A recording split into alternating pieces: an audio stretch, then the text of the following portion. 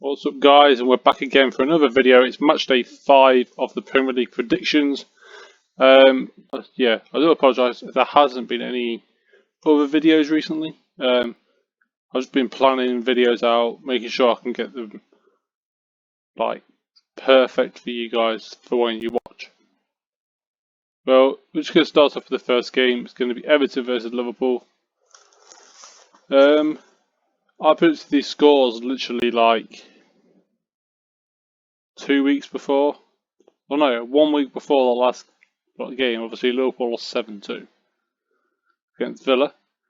So I'm actually going to change my result. Originally, I was saying 2-1 to Liverpool, but I'm actually going to say 2-1 to Everton. I know it's going to be a shock to some people. Obviously, massive Liverpool fan. I don't want to say that Everton are going to win, but it's looking likely. So 2-1 is going to be that score. Chelsea-Southampton game. We've gone with a Chelsea 3-2 win. Mainly because Chelsea, I think they're slowly building up the team. They're slowly performing again. And yeah, I like their style of play. Southampton as well. Danny Ings, easily scoring goals. Brilliant player. The next game we've got is Man City Arsenal. Man City are obviously both teams already losing games as well. Obviously the only teams that haven't lost this season are Everton and Villa. So be careful, literally just watch out for them two teams over the course of this match day, basically. But yeah, I've gone with a 2-1 win to Man City, mainly because of the fact they've still obviously got De Bruyne. They ain't got a striker, I don't think, at the minute still, because Aguero and Jesus are both injured.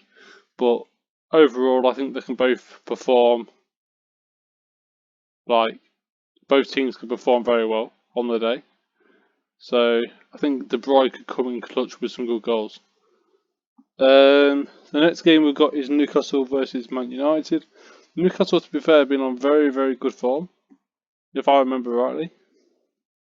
Man United on the other side, 2 losses, one win. The win was probably quite a, what should we say, I don't know what the word. It was lucky. It was a lucky game for them to come out with a point that they actually did, or the 3 points that they actually did. But I'm going to go with a 2-1 win to Newcastle. St. Maximin's obviously signing a new deal, 6-year deal or whatever it is. He's going to be ready to pump some more goals, and hopefully that's what I want to see. And yeah, so hopefully that is going to be a correct result for me. Sheffield United versus Fulham. But I've gone with a 0-0. Both teams are struggling, but if any team for me is going to come out on top, it's going to be Fulham. Fulham have got some better players like Mitrovic. Sheffield United don't seem to be challenging that much. But yeah, apart from that game, I can't really say much on, to be fair, because they're both playing terrible. Next game we've got is Crystal Palace versus Brighton. This game we've gone with a 3-0 win to Crystal Palace. I know a couple of match days ago I said Brighton were playing brilliant football. Yeah, they were, but they're not getting the wins. That's the only downside. So I generally think that could be a turning point for Brighton. They could literally just take the win. They could take, obviously 3-0 loss is not obviously going to be a win, but I generally think that could be an interesting game to watch if you can get the chance to watch it. The next game we've got is Tottenham versus West Ham. Tottenham on good form, good form. West Ham as well, very, very good form. So I'm going to do another change. We're going to go 1-1 for this game. Tottenham 1, West Ham 1. Mainly because both teams are on really good form. They're both playing really well. I won't be surprised if it's an end-to-end game, really. But yeah, that's what I think of that one, to be honest. The next game we've got is Leicester versus Villa. Villa, yet again, still unbeaten. I'm going to go with a 3-1 win to Aston Villa. They're going to stay unbeaten. They're going to keep scoring goals. I think Ollie Watkins and then Grealish, they all seem to be working well together as an attacking force. So I won't be surprised if that is the outcome for that. West Brom versus Burnley. Burnley, I say. West Brom, yet again, another team that hasn't been very, very promising this season so far. I know it's only 5 games in, but they've looked appalling.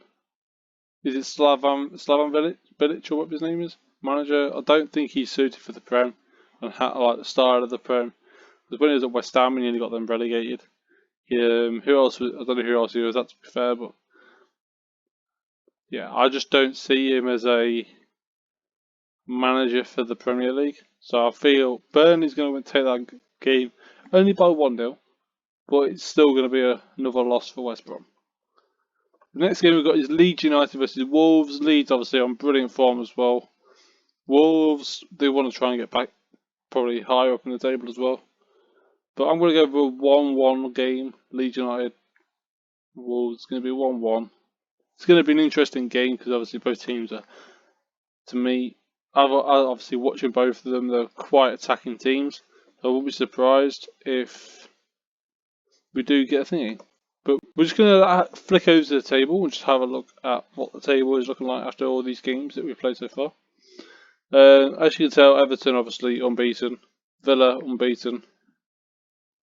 You got Leicester. Yeah, Leicester's only lost 1. Arsenal's lost 1. There's some teams down here that you wouldn't expect to be as low down, but I'm still surprised. These two here, Everton and Villa, outstanding performances so far this season already. So it's going to be an interesting season. That's all I'm going to say. My prediction that I made at the start of the season could be miles wrong because I have Aston Villa in the relegation zone. So, because obviously, I'm sure there was a thing out there that said obviously if this season gets postponed or anything, this season will just stop, and whoever is top wins it basically. So I think they have to play at least 20 games or something for that to be the case. But we're just going to have a look at the stats as well. So we're just going to go through the goals, the assists, the yellow. We're not really bothered about yellow cards and red cards, but yeah, Dominic Calvert-Lewin, outstanding start to the season. He's had a hat-trick already this season. He's had two, I think it's a brace and then obviously a solo one. Son as well, he scored 4 in one game. And I think then the other 2 were against United. So that's another brilliant start for him. Jamie Vardy, outstanding, but obviously penalties as well are included in his goals. Same with Mo Salah. Salah's got 2 penalties. Then obviously in the first game of the season he's got a hat-trick, which was included where the 2 penalties actually came from as well. Callum Wilson, 4 goals, and Neil Mupay, or whatever his name is.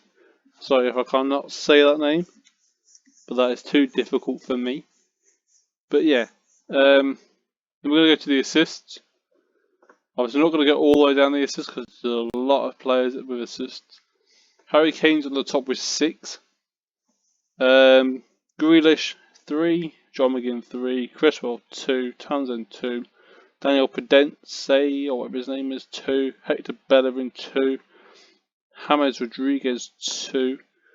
There isn't no sign. There's 1 Liverpool player, Roberto Firmino with 2, but there isn't no sign of Kevin De Bruyne at this moment in time, which is possibly a downside for City. But yeah, if you have enjoyed the video, drop a like, comment, subscribe, and we'll be back again next Friday for Matchday 6. Thank you for watching and peace.